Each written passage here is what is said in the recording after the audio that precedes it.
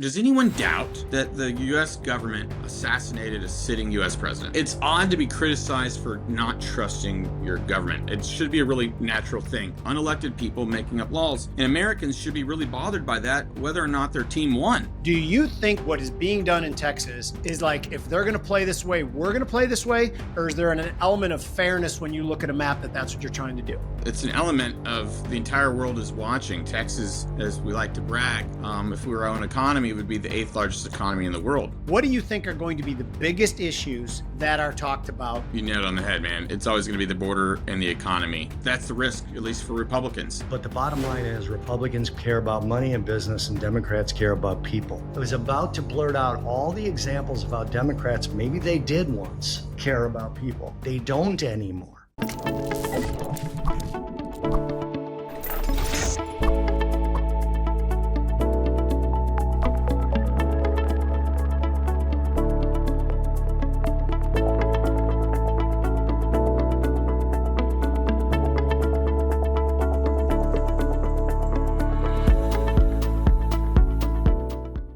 Welcome to The Future's Edge. I am Jim Iuorio. That's Bob Iaccino. Today we have a special guest, and I think what's going to be a very, very interesting show. We have Texas Representative of the 128th District, Briscoe Cain, and we are going to talk about, you guessed it, redistricting, how it impacts us, what's the real story is. But before we get to that, couple housekeeping things. We always talk about how we hate the fact that big conglomerates have taken over the food source, our food that we eat. There is something we can do, and that's to patronize smaller independent producers. We like Independence Arc Farm in Arkansas, beef, soon to be pork, and Wagyu beef. Didn't he buy 2 other ranches, Bobby? So our guy's expanding. Yeah, our guy Marco's expanding because he's good.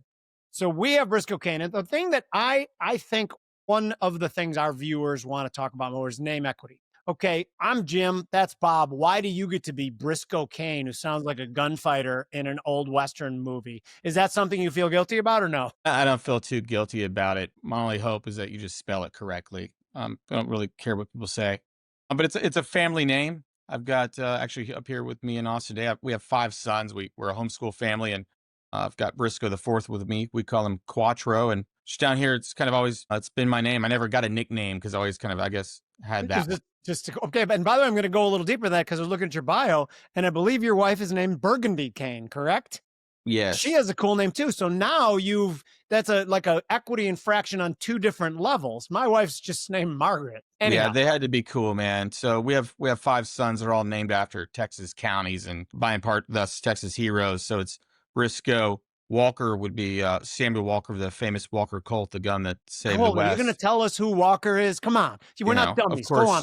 Of course, Crockett Key. I think we have an Maverick, idea. which you may not realize, the adjective Maverick is actually named after the man Samuel Maverick from Texas. He was a bit of a maverick, and that's where the word comes from. And then Hockley, who was in charge of the twin sisters, famous 2 cannons at San Jacinto. So it's all unique as well, I guess. That is fantastic. I love the Quattro thing because I had a friend, Jimmy, you may or may not know him. He's on the trading floor in Chicago, named Herschel Knippa III. And he was introduced to me as Trey. I had never knew him as anything other than Trey until one day we were talking about something. He goes, my name's Herschel. I'm like, no, I didn't know that. No. He goes, I'm Herschel. Makes sense. So I met a Trip before. You met a Trip? There's a guy named Trip, and it took me a while to realize that was the word for 3 or Trey. And I was like, that's pretty clever. I've seen 4, cool. But Trip is a cool one. So Briscoe is a family name. That would mean I would have to name a kid Iaccino. Yeah. And Jim would have to name a kid Iuorio, which none of those work at all. Strong. Yeah, they're strong. They portray an ethnicity that I think you can see in our faces. We're not Irish. Okay, but hold it. Can I interject with a quick question? You have noticed there's been like 5 to 7 different presidents with Irish surnames. Never an Italian surname in the presidency of the United States. We're discriminated against. This is an honest question. Do you believe that there is a shred of discrimination against Italian Americans, like they're all gangsters and criminals? Bobby, let him answer. This is a fascinating question. Okay, so some might call Texans Southerners. We're Westerners, or we're just Texans. I don't really know what that is. Nothing else. We don't have like a identifiable Italian population down here, but we're told, or we're meant to believe, that it's the Irish that were so heavily discriminated against in the North. You guys are maybe making a really good argument here. There's actually something else going on. Yeah. Yeah, there's no doubt about it. No, I am making a real one. By the way, my Irish American mom wouldn't buy craft products until like the 80s because when her father went to apply for a job, it literally said no Irish need apply at their Chicago headquarters. And she's like, that woman could hold a grudge till the day she dies. An Irishman with Alzheimer's is someone who forgets everything but the grudge. And that was my mother. But anyway. Can I throw something in real quick, Jimmy? Yeah. I used to crack this joke all the time because during the woke nightmare that we all lived through, the only ethnic group you could still make fun of other than whites and Christians was Italians. It was the only identifiable group that wasn't white. Well, we're Christian, we're Catholic, and you could still make fun of Italians like to your heart's content. And I asked Mom, tongue in cheek, I was telling my wife, who's American, but she's Croatian, German. I was like, how come that's still okay? And she goes, because you guys don't give a shit what anybody says about you. Texans are like that. The Texans that I've known are like, we don't care. We're in Texas. We don't care what you guys do. So it's amazing to talk to a real Texan. I mean, you're a generational Texan. Right? Well, yes, sir. And that's a thing. People brag about it. It seems kind of odd to do, but down here, if people are running for something, they'll often talk about their generations, and you'll see it. I don't do it, but I could, I guess. Some say it's like an insult to ask someone if they're from Texas, because if they really were, you would kind of already know, and you don't want to embarrass them if their answer is no. So it's kind of rude to ask.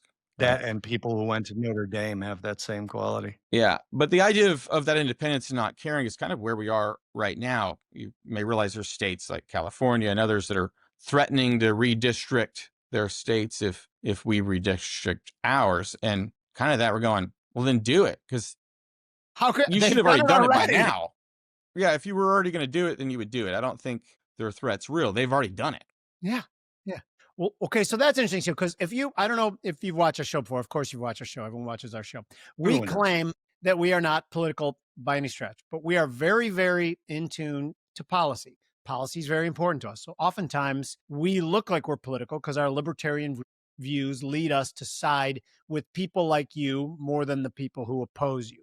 That being said, it would be disingenuous us to go into this discussion without us being hypercritical of it, because we want to know the truth about this. Is that so? You're in Texas. You, in your mind, first of all, before we do anything else, because we just joked about Illinois and California. In my head, we joked about Illinois. If they're going to redistrict, they're going to do it already because they're already up to their eyeballs in Democrats.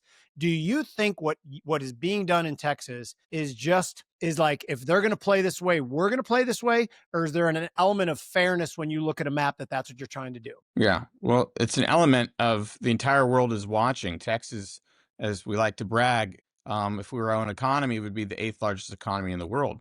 And people are looking for that stability in laws and predictability and fairness. And our state's population has changed tremendously, not just because of the people fleeing Illinois and California, looking for a better business climate, looking for opportunity, a chance to thrive, a chance to start a business, a chance to have a good education system that's not maybe run heavy-handed by teachers unions, right? We just passed what will be on day one the largest school choice bill in the country. Just as we turn it on, those things are important to bringing businesses here, and I think they want to see the laws do that as well. And so we're not just here for a special session for redistricting. That's one of the reasons, and it's a valid reason, is to make sure the maps are drawn fairly. That has to do with there was a case out of Galveston, Texas, a Galveston County case that the Fifth Circuit essentially undid some old rules that were actually racial. Like they required certain groups, it required minority groups to be compiled together based on this belief that one party owns one group, which is of course just absolutely insulting. We have a congressman named Wesley Hunt in the Houston area, in a majority non-white area. They've elected him because he was most qualified, because he represented their district, not because of anything else. But anyways, those rules are kind of gone, and thus we can make them based on true fairness, so that they'll actually represent the people that are there, and to do the important things like local government spending's out of control, and we're wanting to rein that in. And we've got proposals to cap it at population times inflation. That's something Texas's spending is restrained at as well. These are all really important things. So, Representative, if you could explain to myself and everybody else, Jim obviously knows all this already, what is the point from a technical perspective of redistricting at all? And why does it have to happen occasionally, just sort of in the structural view of things? Yeah. So the U.S. Constitution leaves, for the most part, that up to the states. It just says that it has to be done. And so for us, we've got a one man, one vote rule. Mm-hmm. And that means that the populations need to be the same inside of each congressional district. And that's why we occasionally do it, because, of course, people are transient. They don't just live in one spot. And nor do they conveniently live in perfect little boxes, because it would make it a lot easier for us to draw lines that have equal populations. So, for example, in Texas, they have to be 766,987 exactly. And so we're going to be doing that to make sure that these things are perfect. Do you actually end up, because of that, do you actually end up like circling 2 or 3 houses just to get that exact number in? I mean, how That's crazy kind of does like it that. get for you guys? It's a computer program that goes down to what we call blocks, and it has a lot to do with how counties might even draw them based on voting precincts. And you've got rivers and roads, and that's why they look funny. Okay, for the most part, you can't look at a silly drawn map and just assume, quote unquote, that's gerrymandering. It's going to look silly. Now, when they get extreme, you can tell what they're probably trying to do, but it's really based on the data. So they will look silly like that because you're trying to find exactly the same number. And that means it'll never be a straight line, because people don't live in little boxes, right? We've got, especially for the Houston area, there's a ship channel and swamps and marshes and parks and roads. So yeah. So where do you draw the line between what's called redistricting and what opponents of either side call gerrymandering? When to you Well, does that pop up? yeah, that word's always going to be used by the party that, Is not doing it. is trying to hold on to power that they didn't earn at the ballot box. There's always going to be a tension there, even when people try and call them, or create nonpartisan redistricting boards. Because who do you think appointed people to that board? Elected people hoping they're going to do their will. You're never going to be able to get that taint out of it. You just hope you elect people that will do that, or just try and do as fair as possible, which is by prohibiting certain forms of discrimination and ensuring that everybody's has one man, one vote. That is the key principle. So when you look at, I'm sitting right now, I'm Chicago, Bobby's from Chicago, so we're in Illinois. When you look at Illinois, what level, like, do you scratch your head and say, how did they, do you believe that the gerrymandering was corrupt in this state, first of all? Do you, and to what level, and when do you think it began?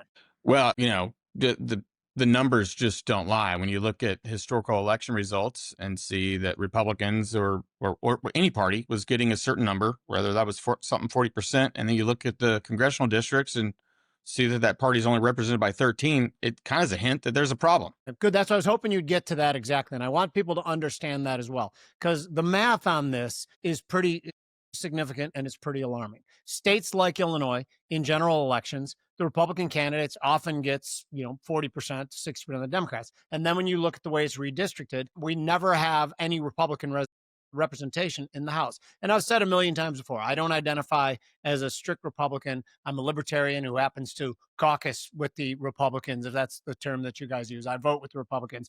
But to me, that is hugely significant. And that's the same in pretty much all the big 5 states, correct? It is. Yeah. It's very disproportionate. And we're not saying it needs to be proportionate, because it can't be, because it's really only supposed to be done ever so often.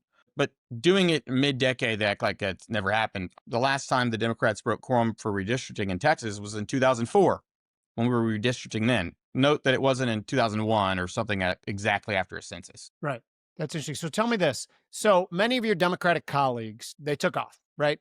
They didn't want to vote on it. They didn't want, and you have to tell us, because I sometimes get confused on what the rules is and what advantage that was to them. Is it something to do with not then having a quorum so it couldn't be voted on? Can you walk us through what happened? Yeah, I can. So Texas is one of 4 states that have a 2/3 quorum requirement. So for us, we have 150 House members, and that means we need 100 members to do the business of the people. Oregon's got it, Tennessee, and other states. Some other states have since gotten rid of it.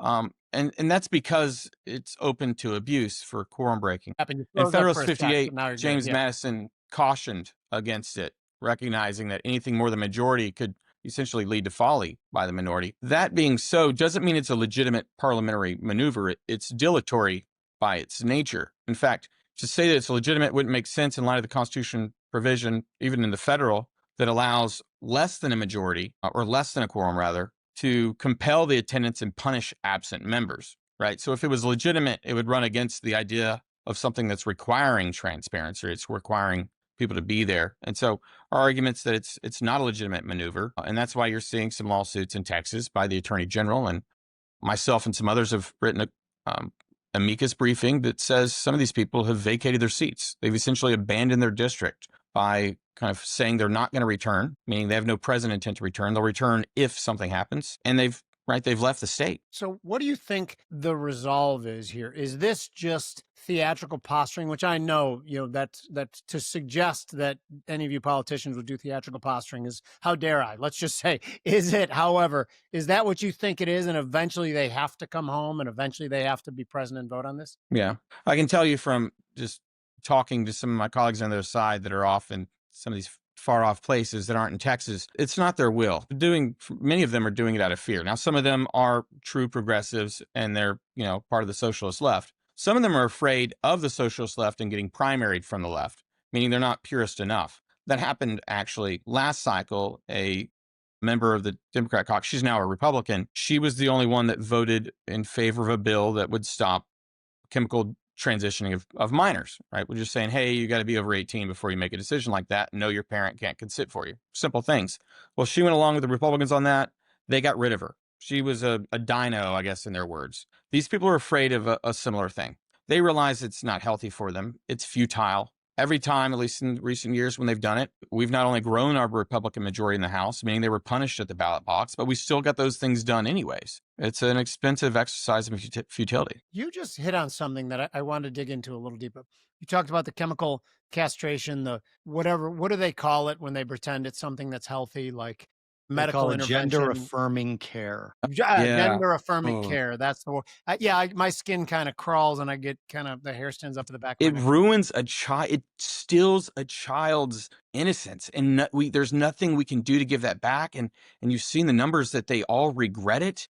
Yeah, it's the fact that we're discussing this in 2025 is just the most confounding thing. This is barbarism at any level. But my question to you is this: is that topic, that element, also the trans people competing in women's sports? When you saw the way the general election played out in the presidency, do you think those were huge, or do you think immigration was by far the biggest? How do you rank those issues as far as Donald Trump winning the presidency? Yeah, right on. The polling showed us it was definitely immigration, but that issue still rings in hearts. People are looking for multiple things. Maybe we'll like to call them single issue voters, but I think people were turning out for common sense. Can I add something to that?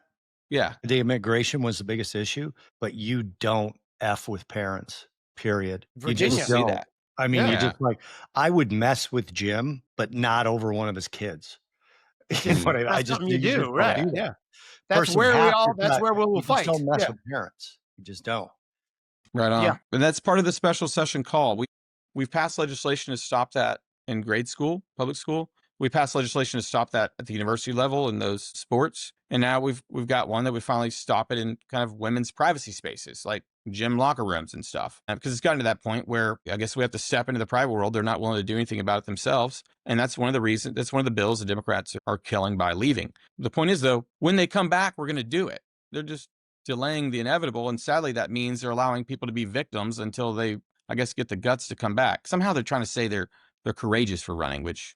What year did you take office, sir? In 2017. Okay, so you're familiar with the Biden administration suing Texas under the Voting Rights Act, which was all over. Yeah, I was former chairman of the elections committee in 2021. Following the Trump 2020 elections, I wrote the election integrity bill after that. Perfect. Yeah. So they sued you, basically. They sued and then they dropped it. The lawsuit was all over the news. The drop was not. Can you fill us in as to, did they just say we can't win this, or our publicity stunt is over?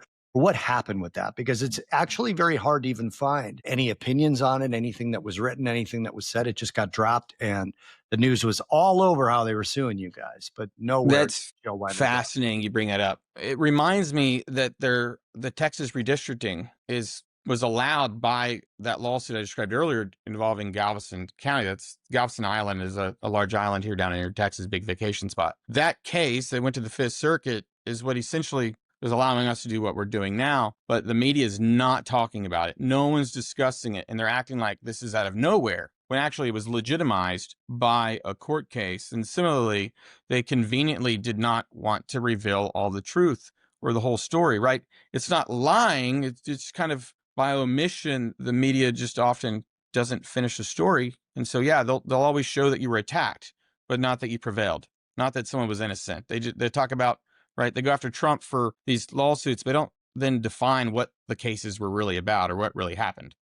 And you're right, they've conveniently left out the end of the story, which was they dropped the case. I think they're very astute in that people who are accused of things often are called that thing, regardless of the outcome of the innocence versus guilt. I just think it was interesting. The DOJ dropped the case, and now they're after you guys again, but from a different perspective. It seems to me like they turned some of the blue states against you.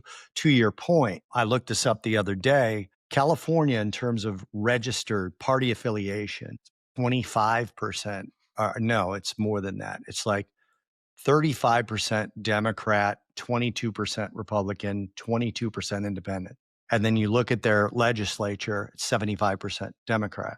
And then you look at their districts, and they keep saying they have this independent council. So is that kind of a thing that you're talking about, where it's just obvious that the population is split in such a way and they're not represented by that split? Yeah, absolutely. That's how they're drawing their maps. In fact, Texas has the opportunity to redraw our own state legislative maps based on this Fifth Circuit ruling. There's probably 20 seats that could have been Republican, but we were forced to draw them in such ways.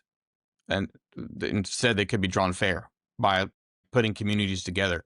One of the downsides when you see those crazy lines, those spider legs, is you're breaking up cities or certain communities. And it'd be nice for your small town of 10,000 to have one guy and not four. You can see how that kind of helps this fairness. And that's not allowed when you have commissions like that, right? Because they don't represent the people. The members, when they're actually allowed to do it, they're in their own interest to want to have a full community. But this quote unquote unelected group that somehow is more ethical, I promise you they're not. Anybody have any experience with unelected bureaucrats? Which ones do they trust more? The behind the doors ones or the ones who are doing it in public? So let me ask you something about the fairness thing. And this is, well, I'll just ask it. When we talk about fairness, is it fairness to the two parties or is it fairness to the voters? That's really what I'm trying to figure out. Because in theory, I'm a registered independent in Florida. In Illinois, I was a registered Republican, which means I wasn't represented, if anyone knew what I was registered as. When I came down to Florida, one of the reasons that I liked it so much was that it was a purple state and I could kind of go either way on this. I am much more conservative than anything. Jimmy mentioned our sort of libertarian leanings. Is it really fairness to party or fairness to individual in your view? Yeah. Let's unpack that. You've mentioned a few times kind of political leanings, your background. And so we'll expound that and go, that then probably also recognizes man's humanity, right? So liberty comes from this idea that we recognize that we're in pursuit of our own self-interest. We create a product that our fellow man wants to buy, right? That's the free market. That's the idea. We cannot scrub the self-interest part out of politics. That's always going to be present. So what is the legislative branch? But it's the people's branch for a reason. It represents the will of the people. Remember, we're a republic, not a direct democracy. So it's not like technically you do exactly as I say, but the people have, I guess, somehow chosen that person to represent them. And so I'd say the fairest part to those maps would be that the people's direct representatives draw them as opposed to someone they didn't directly elect. And I think it's more fair to the people when those maps are able to, be proportionate to their communities. It still gives them the opportunity to elect the person of their choosing. Ultimately, it's when the rules are created to be not fair. And that's what some of these court cases are undoing. Congress never passed these laws. These are cases that have kind of come up by being written by a progressive judiciary over the last, so many years. And we're undoing those. What ones should be really important. People should want Congress to make the laws, not unelected bureaucrats, and definitely not courts. And so I think this restores it to be constitutional and to be fairly drawn by the people's representatives. So this next question, I'm not going to, if you don't feel comfortable talking about this, please just don't talk about it. But here's my question is that when you look back at the 2020 election, now we all saw the same things. We all saw guys like, Bernie Sanders come out ahead of time and say, just so you know, all the mail-in ballots are going to be Democrat. Why? I don't understand that. We all went to bed with Donald Trump leading in the 6 counties. We all woke up with them saying, wait, we got to count all these ballots, but they're all going to be Democrats, so don't worry. I think it was perfectly reasonable to raise your hand and say, wait a second, this smacks of bullshit. And then as soon as you said that, everybody looked at you like, what, we don't have pristine elections? I'm not asking you exactly like where you stand in the election, unless you want to go into it. But I want to be reaffirmed that it was perfectly reasonable to say this looks and smacks a bit like bullshit. I want every stone unturned. Where are you on that? Yeah, it's odd to be criticized for not trusting your government. It should be a really natural thing. I often begin with this. Is it question? Does anyone doubt that the U.S. government assassinated a sitting U.S. president named JFK? I do not doubt that There's one no bit. doubt. If they'll kill a president, what will they do, right? And so that one's really easy. No one should be criticized for just questioning things. And it doesn't mean you're buying into some of the theories, because some of the theories were. But I was there in Pennsylvania with the Republican Lawyers Association. Several of us volunteers actually came up with, eventually became the Mike Kelly lawsuit. It was passed on to bigger and better attorneys, but that was about the mail-in ballot issue that was not authorized by the legislature. These unconstitutional and non-legislative acts, unelected people making up laws, and Americans should be really bothered by that, whether or not their team won. Because you were insulted through constitutions, whether it's your state or federal. It is on your sovereignty, the people who, through it, conceptually call it delegating their lawmaking power to that legislative branch. If laws are made any other way, it is an affront to your sovereignty, it is an affront to the Constitution. You should be upset about it. And that was one of the greatest problems, is that people were just making up the rules as they went. And that is a danger to fairness, obviously. Right. And so I keep trying to explain to people is that there's a concept within the legal system called chain of custody. With mail-in ballots, it is automatically a less secure way of voting because your ballot is in a third party's hand for a certain time. It would be thrown out as a piece of evidence in the law. So it is factually, not debatably, the least secure election in the history of our elections because of the preponderance of mail-in ballots. That's perfectly reasonable, correct? Reasonable. Good. So let's get to, can you believe this authoritarian president of ours is trying to address crime in these urban areas, going over the head of these mayors who are doing such a great job in policing their neighborhood? I live in the city of Chicago, and you can walk down the street carrying $1,000 bills in any neighborhood. Is there such thing as $1,000 bill anymore? If there was, and no, but what do you think of this decision to be so totalitarian, authoritarian? Yeah, I think if you're walking around with $1,000 bills, people wouldn't think it was real in those neighborhoods. Probably not. I probably wouldn't. You might actually get away with it. Like, that's fake. Leave that guy alone. But I think it's brilliant, and that's what I love about the president. In fact, one of the things that the establishment here in Texas, by that mean some of the people we call Republicans, did early on in session, is I had a bill that would allow essentially the state to take over part of Austin. We created it as a capital district with some oversight, because we've had some wild issues. We've got a George Soros DA down here in Austin. They've defunded the police, and it's just crazy. More things that when companies or anybody's looking to do business, they're kind of looking at that. They want to see stability. And so it makes, of course, sense for the president to try and want to restore order. So the capital city of the shining city on a hill that is the United States looks like you should want to go there, that you trust its government, that you trust that they have a sense of order. If you don't have order in your capital city, how could you have anything else together? Amen. Do you think he does these things because he does them in kind of an abrupt way to make his opponents start screaming against it? And then as the dust settles, you're like, yeah, he wanted to restore safety and you were against safety and crime prevention. Is he thinking that far, or does he just shoot from the hip? What do you think? I think it may be maybe both, or there's a benefit of it. I think he just has ideas and he's like, let's go with it. And people are like, that's never been done before. And he's like, cool, that's literally his entire life is to no, but I will push try back something that's never been done before. On August 1st, when the numbers came out from the BLS, and it is the right thing to do to reshape the Bureau of Labor Statistics. Bobby's in finance, I'm in finance. They come out with crummy numbers and they're very non-dependable. But the way he says is like, it's fixed. I'm firing this guy. It's fixed. He does. That's not bad, Jimmy. It's getting better. It's getting a little better. But I think he almost does it to almost seem ridiculous at first to create controversy. And if that's really what he's thinking, it's in some ways brilliant. You'll give me that, right? It is. We enjoy it. The governor's doing some of that right now on trying to vacate some of these seats based on abandonment. We don't know. There's no case law on it, but give it a shot. Why not try? Be creative. If you get told no, it's okay. Yeah. Too many people think that it's failure, right? But great business minds see success in failure. That you've learned something valuable. Yep. So let me ask you again. I want to go back to redistricting real quick because I can't say it. So I don't want to keep talking about it till I get all of my questions done. Do you think it creates instability to redistrict every couple of years, or should it be on a set schedule? I mean, again, as financial guys, right? At the end of every fourth quarter, I reassess my finances and say, okay, do I have too much here? Do I have too much gold? Do I have too much in stock market? And I reallocate, right? Does it just create too much instability to do it maybe after each election or before the coming election, and just get it past this point where people are like, oh, you can only do that every decade. Why?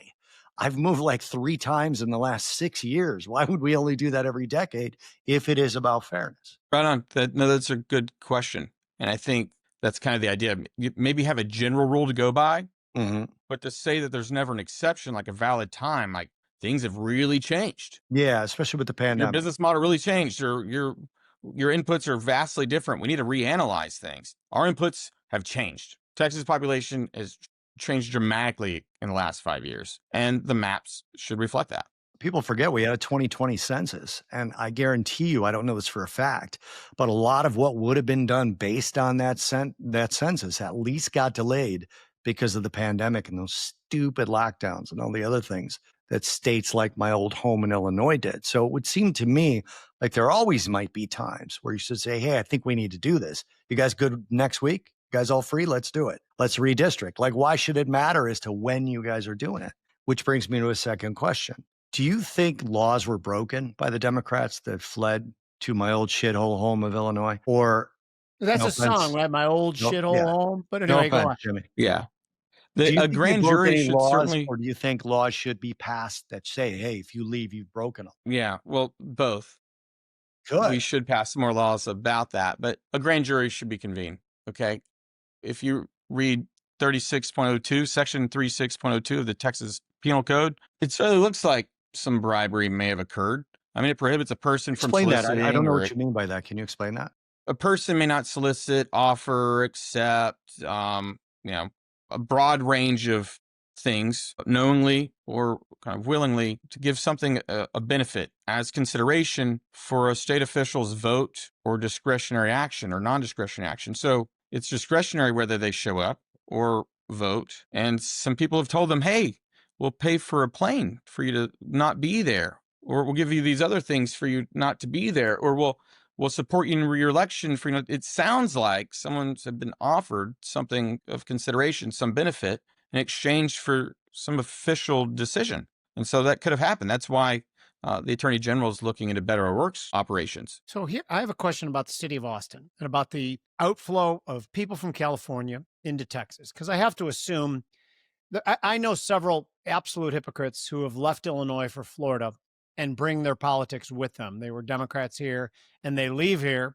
presumably because of high taxes, because of ridiculous regulations to try to run their business. So they go down to Florida and do it. I'm obviously not talking about you, Bobby. You stayed consistent. I know some of those down here, Jimmy. Some of those down here come down. But anyway, so Texas has this weird, like, Democrat, like, support system known as the city of Austin. Are you worried? Are people who are staunch Republicans in any sort of panic that the crazy leftists will come from California, they'll go to where they feel at home, which is Austin, which isn't even really Texas, and then all of a sudden the numbers will start flipping the other way? Is that a concern? Before you answer that, Mr. Cain, Bobby, I thought Jimmy was going to say, do you guys have plans to invade and or burn down Austin? and I really occupy thought that's Austin. where you were going. Yes. There's a lot of jokes about that. Sometimes people say things, you can just drive 10 minutes in any direction and be back in Texas, making jokes about just being stuck in Austin. So that is a thing. It's a valid concern about people coming here from those places they've left and bringing their ideas with them. Thankfully, polling, I believe some of the numbers that Governor Abbott has seen is something around 60 to 65% of them end up voting with the party that didn't flee or voting Republican. Okay, so they're not all doing it, but it still shows you a good number are still voting for the policies that are why they left, right? There's simple liberty things, and that makes no sense.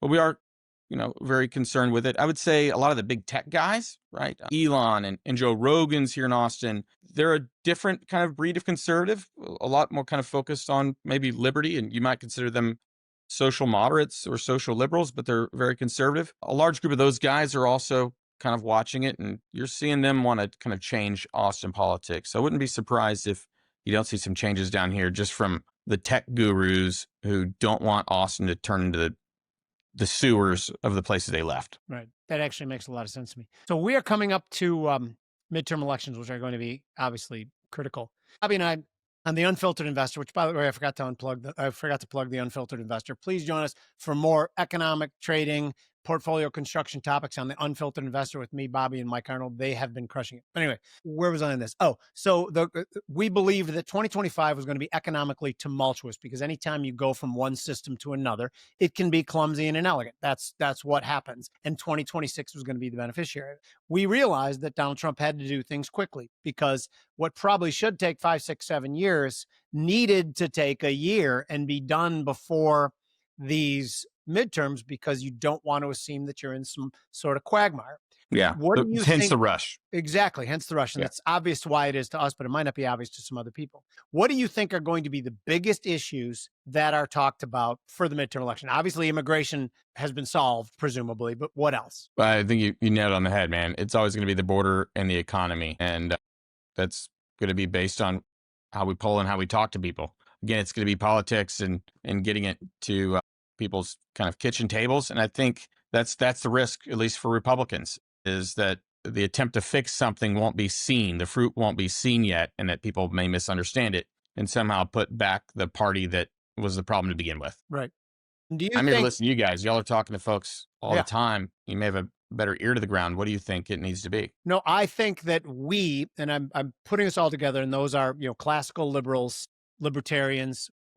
I always vote Republican. I just vote against Democrat is the way I make it out to be. I always think our messaging is not as good as their messaging. They play to heartstrings and to you're not moral unless you do this. And it's just a very, very surface sort of solution that obviously causes more problems. Like even what's going on in New York, which I think to call it a shit show is like to give it two different promotions. It's so far below that. Like even Mandami and Como, rent control always works. It always makes rents go higher. Anytime it is an economic law. It always leads to a shortage. It always leads to a shortage. And guess what causes inflation? Demand plus supply. A shortage is supply. And I'm not talking to you guys. I know you know this shit. But it always, like, it's completely undefeated. And you cannot find an economist, even the most leftist economists, who wouldn't, in a moment of clarity, say, oh, yeah, no, you choke up supply and that makes rents go higher. Are they just so much better at messaging than us? Okay, thought Bobby? Yeah. I'm curious. We have lives. That's our greatest fault is our weakness is maybe our greatest strength, which is you have jobs and businesses and families and all that stuff. And we just need to get really serious about it and get out of our comfort zone. As conservatives, we don't like to brag about things we've done, but the left always brags about it. And it feels disrespectful or unethical for many conservatives to do it. And frankly, you're not doing anything wrong by finally speaking up and being honest with people. And I think that's one reason Donald Trump has done so great, that even though people might try and identify him as some private schooled guy that's never lived in our shoes, he's done nothing but try and come down and try and live in people's shoes and talk to them, not as an attorney or as a politician, but directly to them on their level. And so there is a trend in that right direction. I think the party is going to be there. There's still going to be some of the old guys that need to go home. Mitch McConnell, that class, they're Clearly decent folks, but they realize they're out of touch. But I think there's a new movement of people coming up in the party that totally get that. So this is, I want to comment on this from you. So I was talking to some Democrat friends of mine, and believe me, I have fleetingly very few Democrat friends because they don't seem to want to debate anymore. And they were trying to make up the point that, like, it's, of course, Donald Trump's racist, which I think is the most preposterous thing I've ever heard. Okay, let's then play alternate universe. And I said to them, let's say Donald Trump is racist. And somehow, though, by cutting back welfare, by cutting business regulation and cutting businesses, somehow the Black community benefits more than everyone else through those policies that weren't designed to help them. They were designed to help businesses, which presumably are all owned by white people. But the Black people have tremendous amount of opportunities. If I was Black, I wouldn't give a crap what he thought of me if he was creating opportunities for me. And I know this is fantasy land because the notion that Donald Trump is racist is absurd, obviously. One of my favorite books ever is the autobiography of Malcolm X, where he talks about the difference between Republicans and Democrats. And he's always like, Republicans, you get what you get. They don't care about your color. They care about money. Democrats pretend to care about Black people and end up screwing Black people. I'm sorry. I'm going to wrap that up and let you talk right now. No, I mean, mine's way shorter. Liberty is the tide that raises all boats. Yeah. It's not a respecter of any of those things. It rewards the person who works hard. It can be a cruel mistress that is blind to that, is literally only looking for the person that creates value that their fellow man wants. And it It's seems really so simple. simple to people like us, but it's not simple to them, apparently. Yeah, I think the problem is I don't know if it's so much messaging. Well, I think this would qualify under messaging. What's always bothered me about the Republican Party is they basically, you say to your average Republican, "Oh, what's your solution?" It's like, get a job, get two. I don't know what you're asking me. Like, we don't have a lot to say. We're literally just sitting there going, well, look how this guy did it. Do that. I got to Yeah. go because I got to go to work.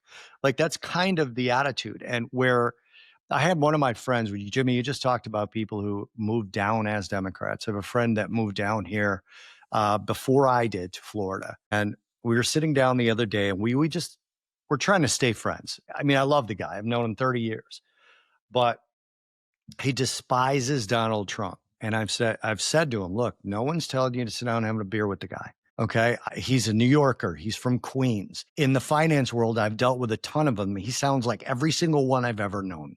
They all talk like that. They all brag like that. Boisterous. What you call lies out of Donald Trump are not lies. They're just New York talk. It's what they do. The greatest I've ever seen. No one's ever seen it better than me. They all talk like that. So I've tried to explain this to him and he goes, look, you're going to get upset with me. But the bottom line is Republicans care about money and business and Democrats care about people. And I was about to blurt out the kids and the transitions. And I was about to blurt out, I don't even want to talk about abortion. I was about to blurt out all the examples of how Democrats, maybe they did once care about people. They don't anymore. They don't. And if you really care about people, you want kids to be working at McDonald's for minimum wage or less. And you want no rent controls. The worst rent in the country is San Francisco and New York, and they both have rent controls. And when you remove the profit motivation from grocery stores, which will happen if New York owns its own grocery stores, you will see empty shelves. You will see managers who don't care because there's no profit incentive. And for some reason, that doesn't communicate to people, as well as we're going to give you your food for free. It just doesn't communicate. So I agree with both of you that it is the messaging, but it's because the messaging doesn't translate. It's like speaking, German to a bunch of people whose natural language is Spanish. It just Bobby, doesn't my translate. question's for you. Are you implying that so many people in this country, I know you can't comment on this because you got to get votes and we don't. I will comment. You're saying a lot of people are ignorant and stupid and just don't understand the second derivative? They're intellectually lazy in a lot of cases. That was a great answer. He could be a representative. Right? Yeah, you could. That just means we need to close the loop. I think, Bobby, you're right that they're not making the logical connection between the two. And you kind of preached to me, I need to do better at that. I need to do better at going, the reason, like I said it really technical. We're the audience. Liberty is the tie that raises all, but that doesn't make any sense to these people. You have to explain that by lifting these burdens or cutting this tape, getting rid of the ladder that's been pulled up, it allows you to pursue the American dream and to make a life for yourself or to start a business. But the reason right now that you can't is because some ladder's been pulled up, and why market entry matters. That even still sounds almost too technical, right? But we have to start doing that so that people understand why policy is affecting their lives. And even moreover, why giving them money may be an immoral thing, that taxation, why it's theft and what it looks like and how it's wrong to do. The only moral way to give somebody money is if it's your neighbors helping somebody out who's been trying and something bad happened. Yeah. I mean, that's my decision to write a check. It used to be religion and community that took care of people who, for some reason, whatever reason, they fell on misfortune and they just weren't able to get where they needed to be. And family and church and community would then help them, as opposed to government. And that's I'm going to ask one more question, wrong. but then I got to wrap up because I have that CME thing, Bobby. But Yeah, Bobby hit on something before about kids working at McDonald's. Like, this is something that I'll lay it out for you and then I want you to comment on it. Like, it is obvious to everyone that kids shouldn't be working in sweatshops. Kids shouldn't be making Nike shoes at 8 years old trying to sew things. But it is completely obvious to me that kids should be working. I started working at 8 years old in a family paper out in a family business. I never made any money. That just went to buy groceries for the family, 11 people living in one home. That was such a tremendous accomplishment in my mind, to think that I was working towards providing food for the family at 8 or 9 years old. And it's not an exaggeration at all. So everyone thinks, I think child labor laws should be repealed. Maybe there should be some regs on them. I don't want them working 50 hours a week, but working 15 hours a week at the family business, learning the family business, that to me seems perfectly reasonable. But they have the messaging saying, oh, you're for child labor. How do we do that? How do we fix it? We have some pretty favorable laws for that, at least for working for the family business here in Texas. And I'll, of course, attest to it that the years I spent changing oil were some of the best years of my life. Exactly. And learning from that. It's a wonderful thing. And delivering pizza. I love that one as well. But my children all do it. As being a homeschool family of 5, you expect that everybody has a job around the house. As far as why it's so helpful to our character and our morals, this is about to open up another one, which is it's being discussed, is the more that AI takes away from us, what's going to happen with our lifestyle and expectancy, right? These machines, these bodies we live in, kind of need some movement and motion and some purpose. And that's being discussed. What is that going to do if people are no longer engaged in those things? Is there going to be some great, era of depression? We don't know. What does a fulfilling life look like when we're not using the bodies we were given? Right. And so we're curious how that's going to change if people are going to be doing jobs. Bobby, you got the last word. Yeah. My last question is this. When leaving Chicago, we were deciding between Texas and Florida, and we chose Florida. Did I make a mistake? Remember, you're a state representative at this point. Down the road, no, totally. But you have a future. No. Like I'm thinking about it. Like, yeah. I think you did. Florida makes headlines, and that's cool. Y'all's citrus crop, that's done. Y'all are probably not able to have that much anymore. Texas is picking up the slack there down in the valley right now. We have all the growth possibilities. The largest manufacturing center in the world is in Houston. If we were needing to fight, I think we win, certainly. You're speaking our language now, Briscoe. Yeah. Y'all don't want anything on this. That one. So yeah, you may be fine for now, but look, if something happened, the zombie apocalypse was to happen, get out of Florida and come to Texas. That's we'll take a boat right across the Gulf of America and we'll be there. Right. I have to cut it there. I hope that's okay. I have that thing with CME. I had to fit this in, but this has been an excellent talk. How do people find you and support you? It's pretty simple. You find me pretty much anywhere following Briscoe Cain. It's BriscoeCain. Yeah, and when I write my Western novel, that's going to be my main character as well, Briscoe Cain. But anyway, this has been The Future's Edge. I'm Jim Iuorio. That's Bob Iaccino. Thank you guys very much. Remember, support Independence Arc Farms. Support small purveyors of food. It is healthier. It is better for all of us. Also, come visit us at The Unfiltered Investor. Bobby, Mike Arnold, and myself. Those guys, particularly their technicals, have been absolutely spot on for the last 2 months, and I have no reason not to continue to believe that they will be. Thank you guys for joining us on The Future's Edge. Adios, Bobby and Jim.